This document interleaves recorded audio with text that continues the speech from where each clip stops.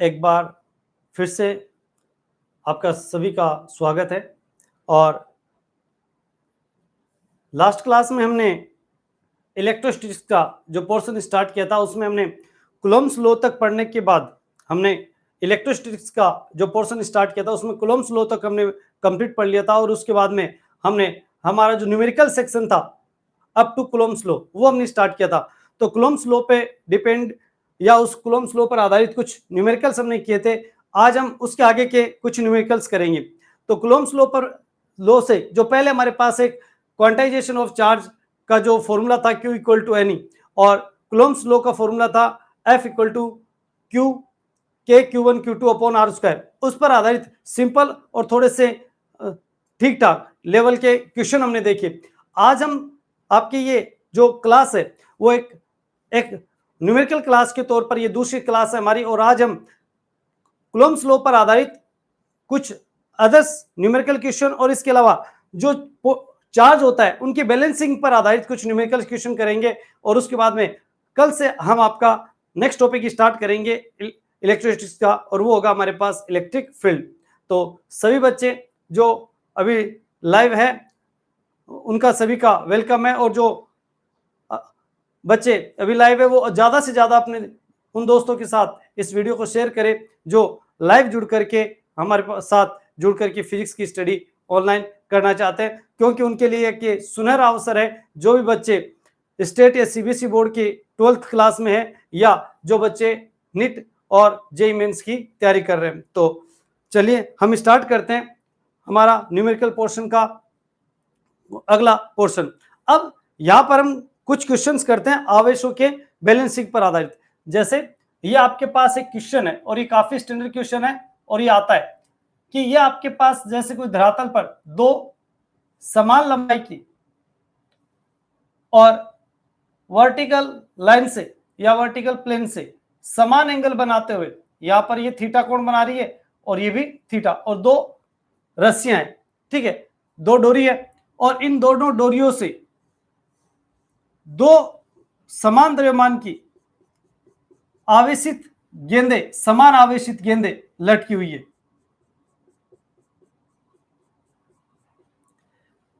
इस गेंद पर जो चार्ज है वो है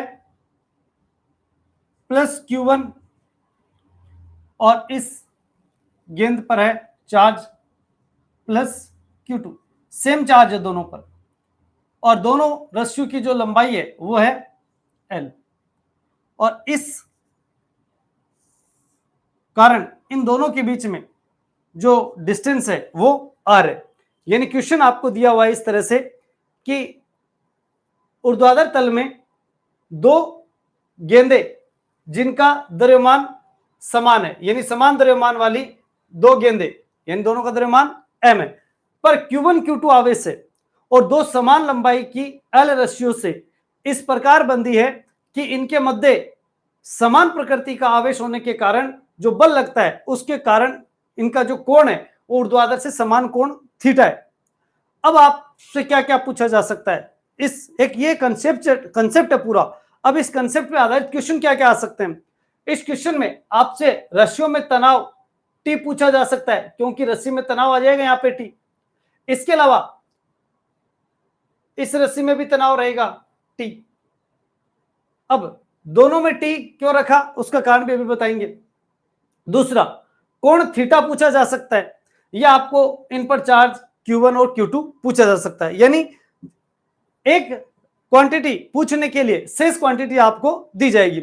तो कुल मिलाकर यहां पर प्रत्येक गेंद संतुलित अवस्था में क्यों है, क्योंकि अगर संतुलित अवस्था में ना होती तो ये इधर आनी चाहिए थी, क्योंकि ग्रेविटेशनल फोर्स के कारण ये नीचे लटकनी चाहिए, लेकिन ये तो हवा में एक तरह से संतुलित अवस्था में आ गई। अब इस स्थिति में हमें अगर इन पर गणनाएं कैलकुलेशन करनी है तो देखिए, ये जो गेंद है इस पर ग्रेविटेशन फोर्स लगेगा नीचे की तरफ, W बराबर, या वेट फोर्स W बराबर mg। क्या लगेगा, W equal to mg। W equal to mg इस पर ग्रेविटेशन फोर्स है जो कि वर्टिकल नीचे की ओर लग रहा है, और दोनों गेंदों के बीच की जो सेपरेशन डिस्टेंस है वो r है, यानी इनके पृथक्करण की दूरी कितनी है, r। इस दूरी के कारण यहां पर इनके बीच में कुछ दूरी है और दोनों गेंदें आवेशित है और समान प्रकृति इससे आवेशित है। समान प्रकृति से मतलब इस पे भी प्लस है और इस पे भी प्लस है, लेकिन चार्ज की क्वांटिटी कितनी है, इस पे मैग्नीट्यूड कितना वो हमें नहीं पता, तो उस पर हमने Q1 दिया और इस पर Q2 दिया है। तो यहां पर इस पर रिपल्सन फोर्स लगेगा और रिपल्सन फोर्स बताया था इन दोनों गेंदों को मिलाने वाली सरल रेखा के अनुदिश बाहर की ओर, तो यहां पर इस पर बल लगेगा या फोर्स लगेगा इस दिशा में, m द्रव्यमान की ये गेंद और इस पर दो बल इस तरह से कार्यरत है और ये बल होगा F equal to K Q1 Q2 upon R square. ये हमारे पास दो फोर्स आ गए, लेकिन बलों की जो संगामी अवस्था है उसमें संतुलन के लिए जरूरी है कि प्रत्येक बल एक दूसरे से निरस्त होना चाहिए, लेकिन ये दोनों बल तो 90 डिग्री पर है, तो परिणामी बल कहां आएगा, इनके बीच में, कहां आएगा, इनके बीच में। इसलिए हम इनको बैलेंस करने के लिए ये जो रस्सी में टेंशन फोर्स है, तनाव बल, इसका हम वियोजन करते हैं, घटक करते हैं। तो ये Q2 आवेश था आपके पास, इसके घटक करोगे तो एक घटक तो आएगा इस भार बल के अपोजिट और एक घटक आएगा इस इलेक्ट्रिक फोर्स के अपोजिट, इस तरह से। और अब आप देख सकते हो जैसी कंडीशन इस गेंद पे आएगी वैसी की वैसी कंडीशन उस गेंद पे भी आएगी। इस गेंद पर चार फोर्स है और दो दो फोर्स के जो पेयर है वो एक दूसरे के अपोजिट डायरेक्शन में, क्या है, एक दूसरे के अपोजिट डायरेक्शन में। तो W इक्वल टू mg, इसके अपोजिट फोर्स लगेगा। तो यहां देखिए ये वाला एंगल थीटा है और ये एकांतर कोण होने के कारण, ठीक है, अल्टरनेट एंगल होने के कारण ये क्या होगा, ये भी थीटा। जैसे ही थीटा हुआ तो इस t के हम घटक कर सकते हैं, यानी इसके पार्ट्स कर सकते हैं। तो ये तो आ जाएगा क्या, t cos थीटा, जिस अक्ष पे थीटा बनेगा वो तो क्या हो जाएगा, cos घटक, और दूसरा क्या हो जाएगा, sin घटक, ये हो जाएगा t sin थीटा। और इस प्रकार से इस गेंद की संतुलित अवस्था में ये चारों बल क्या होंगे, समान होंगे। तो गेंद की संतुलित अवस्था के लिए यहीं पर ये सॉल्यूशन स्टार्ट हो गया हमारे पास एक तरह से। गेंद की संतुलित अवस्था के लिए, तो गेंद की संतुलित अवस्था के लिए क्या है, t sin theta equal to आएगा किसके, एफ ई के, इक्वेशन 1, ये एफ ई है इलेक्ट्रिक फोर्स, और t cos theta equal to आएगा W बराबर mg, तो इक्वेशन 2। अब समीकरण 1 में समीकरण 2 का भाग दे दे तो समीकरण 1 अपॉन समीकरण 2, इक्वेशन 1 अपॉन समीकरण इक्वेशन 2 से, यहां से जैसे इस इक्वेशन को डिवाइड करोगे तो t से t कैंसिल हो जाएगा और साइन अपॉन कोस, तो sine theta upon cos theta equal to F E upon W। I think ये सबको दिख रहा है। अब यहां पर ये जो साइन थीटा है अपॉन कोस थीटा, इसकी वैल्यू हम जानते हैं क्या आ जाएगी, टेन थीटा, क्या आ जाएगी, टेन थीटा। और यहां से एफ ई की जो वैल्यू है वो है के Q1 Q2 upon R square और W की वैल्यू है mg, ये आ गया आपके पास टेन थीटा।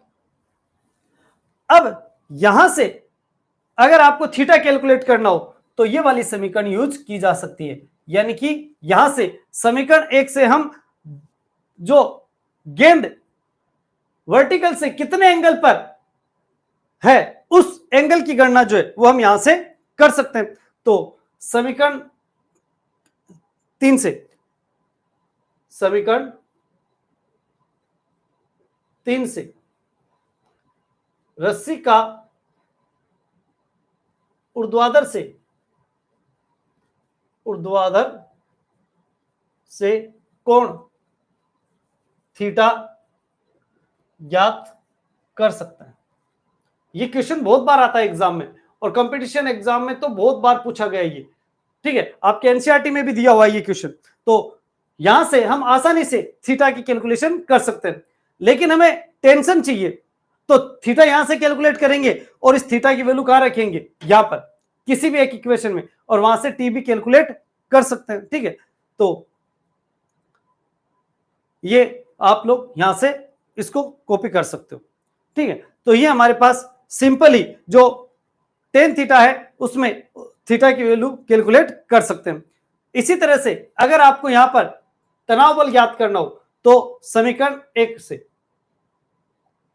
समीकरण 1 से, समीकरण 1 से थीटा की वैल्यू हमारे पास यहां से, चलो इसकी जरूरत नहीं पड़ेगी क्योंकि यहां से थीटा कैलकुलेट करेंगे तो आसानी से ये राशि हमारे पास आ जाएगी। तो कुल मिलाकर के यहां पर आपसे ये राशियां पूछी जा सकती है। अगर क्यों कैलकुलेट करना हो, ध्यान रखिए ये जो थीटा है, थीटा 1 और ये जो दोनों कोण है थीटा, ये बराबर होंगे, उससे ये केवल अलग कब हो सकते हैं, ध्यान दीजिए, इनके द्रव्यमान अगर अलग अलग हो तब तो ये फिर भी अलग अलग हो सकते हैं, अदरवाइज ये क्या रहेंगे, सेम। क्यों?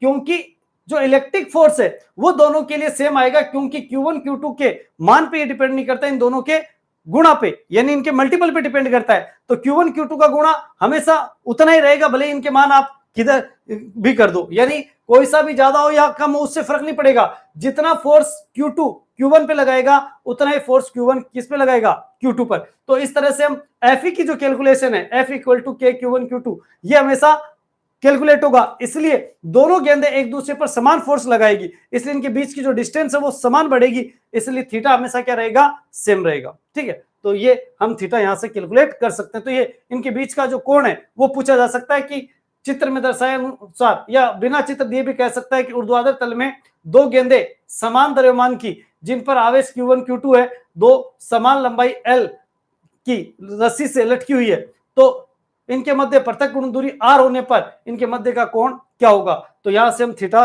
कैलकुलेट कर सकते हैं। अब यहां पर आपके पास m r q और थीटा चार क्वांटिटी है, इन चारों में से कोई भी तीन राशियां देकर के आपसे चौथी राशि पूछी जा सकती है। तो ये आपका कंसेप्चुअल क्वेश्चन ध्यान होना चाहिए। ठीक है, चलिए, तो ये हमारे पास आवेश के बैलेंस के लिए क्वेश्चन हो गया।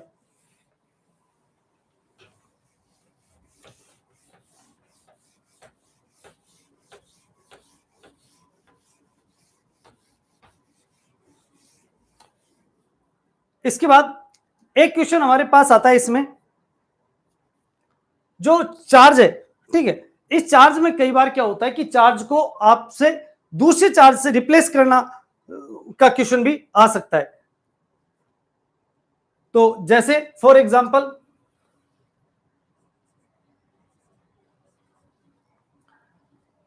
आवेश Q1 इक्वल टू +5 कूलम व +10 कूलम एक दूसरे से 5 सेंटीमीटर दूरी पर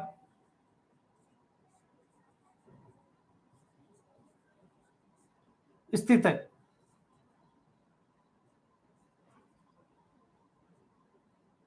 तो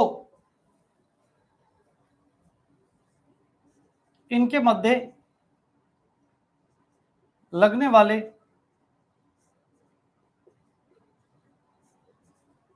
बल को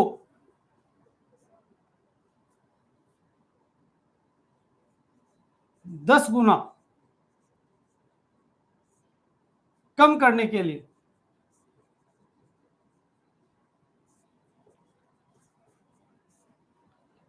इनके मध्य लगने वाले बल को 10 गुना कम करने के लिए भरे गए माध्यम का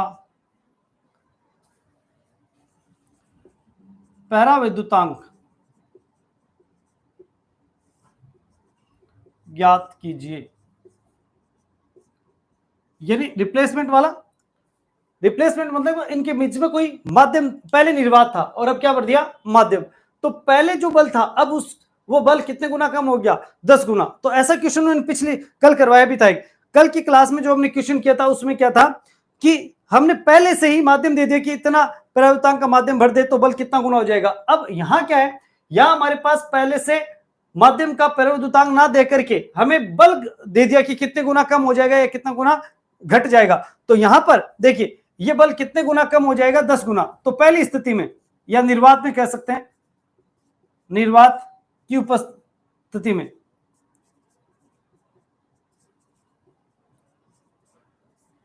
तो निर्वात की उपस्थिति में आपके पास दो चार्ज है, Q1 और इससे r डिस्टेंस पर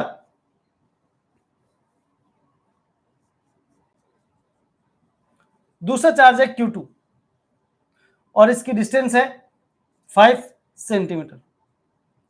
इसी को मीटर में कन्वर्ट करें तो यह आ जाएगा 5 × 10⁻⁻2 मीटर। और Q1 Q2 का मान आपके पास ही, तो कूलॉम नियम से बल, कूलॉम नियम से, तो कूलॉम नियम से F इक्वल टू या F नोट, नोट यानी निर्वात की उपस्थिति में वैक्यूम, F नोट बराबर K Q1 Q2 upon R square. तो F equal to K Q1 Q2 upon R square. यहां पर K की जो वैल्यू है वो है 9 × 10⁹। Q1 की वैल्यू दे रखी है 5 और Q2 की वैल्यू दे रखी है 10 अपॉन R की वैल्यू हमारे पास है यहां पर 5। तो 5 का वर्क कर देंगे तो 5 × 10⁻⁻2 का होल स्क्वायर। अब इसको ओपन करोगे तो यह आ जाएगा 9 × 10⁻10 × 5 अपॉन 25 × 10⁻⁻4। यहां से ये कैंसिल होकर के ये बच जाएगा 5। अब ये ऊपर जाकर के हो जाएगा आपके पास, इसमें भाग दे दीजिए पहले, तो डिवाइड करोगे 9 को 5 से तो 1.8 × 10⁻14 न्यूटन, ये आ गया। अभी क्या बोल रहे हैं कि ये फोर्स अब कितना गुना कम हो जाए, 10 गुना कम हो जाए। तो बताइए कितना परावर्तांक माध्यम बढ़ना होगा। तो माध्यम की उपस्थिति में, माध्यम की उपस्थिति में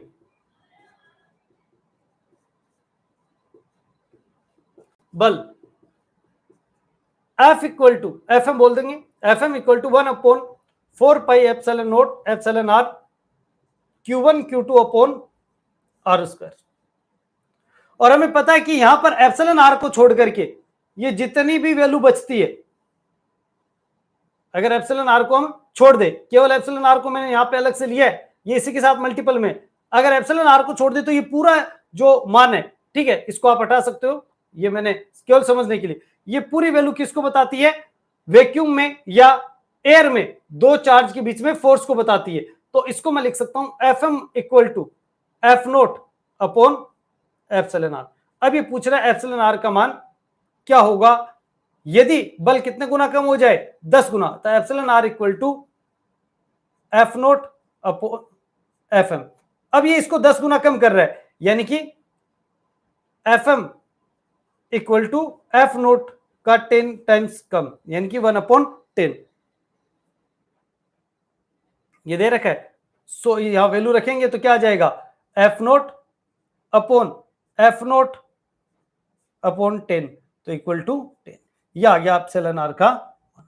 तो इस तरह से हमें रिप्लेस करके, यानी ये माध्यम को चेंज करके भी क्वेश्चन पूछा जा सकता है। तो ये कूलॉम्स नियम पर आधारित जितने पॉसिबल हो सके वो क्वेश्चन मैंने आपको करवा दिए। इसके अलावा और भी क्वेश्चन जो कूलॉम्स लॉ तक बनते हैं, ठीक है, वो सारे क्वेश्चन आपको पीडीएफ में कल आपके टेलीग्राम ऐप पर, डेल्टा प्लस कैरियर इंस्टीट्यूट के टेलीग्राम ऐप पर आपको मिल जाएंगे। इसका डिस्क्रिप्शन हर वीडियो में हमारे पास है और इस वीडियो में भी आपको डिस्क्रिप्शन में मिल जाएगा। उसकी लिंक पर जाकर के आप वहां से उन क्वेश्चंस को डाउनलोड करके पीडीएफ फॉर्मेट में और उनको सोल्व कर सकते हो। अगर कोई क्वेश्चन नहीं आता है तो आप क्वेश्चन नंबर डाल करके कमेंट्स में कैसे बता सकते हो कि सर ये क्वेश्चन हमें नहीं आया, वो क्वेश्चन हम नेक्स्ट वीडियो में उसको सोल्व करवा देंगे। तो सभी बच्चे घर पे मेहनत करोगे तो निश्चित रूप से आप लोगों को इसका फायदा मिलेगा, ठीक है। चलिए दूसरी चीज, आज हमारी ये लाइव क्लास है, उसमें मैं देख रहा हूं कि कुछ बच्चे जुड़ रहे हैं और फिर वापस निकल जा रहे हैं, ठीक है। तो आप सबसे निवेदन है कि एक बार लाइव आने के बाद में आप लगातार लाइव रहिए, ताकि आप पूरा सिलेबस रेगुलर कर सके। ठीक है, तो चलिए अब आगे हमारे पास जो टॉपिक स्टार्ट हो जाता है वो हो जाता है इलेक्ट्रिक फील्ड। तो वो हम आपकी कल की नेक्स्ट क्लास में करेंगे। तो आज जो न्यूमेरिकल पोर्शन था आपका, ठीक है, कूलम्ब्स लॉ तक का, वो हमने कंप्लीट कर लिया। अब इलेक्ट्रिक फील्ड जब हम पढ़ेंगे तो कूलम्ब्स लॉ को लेते हुए फिर से कुछ न्यूमेरिकल्स बनते हैं, तो एक एक कंसेप्ट पढ़ेंगे तभी जाकर के हम पूरे न्यूमेरिकल करेंगे, क्योंकि जो कंसेप्ट पढ़ लिया उसी पर आधारित न्यूमेरिकल मैंने आपको अब तक करवाया। अब आगे जब हम पढ़ेंगे तो कूलम्ब्स लॉ के अलावा जब हम अब इलेक्ट्रिक फील्ड पढ़ेंगे तो इलेक्ट्रिक फील्ड और कूलम्ब लॉ को मिक्स करते हुए भी जो क्वेश्चन बनेंगे वो भी हम आगे देखेंगे। तो बेसिकली जो बोर्ड क्लास के बच्चे हैं, स्टेट बोर्ड या सीबीएसई, वो कंसेप्ट प्लस डेरिवेशन को भी समझते चले, और जो नीट और जेईई मेंस की तैयारी कर रहे हैं, ठीक है, उनको डेरिवेशन से कोई ज्यादा मतलब नहीं होता, उनको सीधे कंसेप्ट और सूत्र याद होने चाहिए। तो कूलम्ब्स लॉ तक का ये पोर्शन हमारा पूरा होता है, और जो एक ही चार्ज पर बलों का जो संतुलन था वो भी पूरा होता है। ठीक है, नेक्स्ट कल हम स्टार्ट करेंगे आपका इलेक्ट्रिक फील्ड या विद्युत क्षेत्र। ठीक है, तो मिलेंगे कल की क्लास में, तब तक के लिए जय हिंद जय भारत।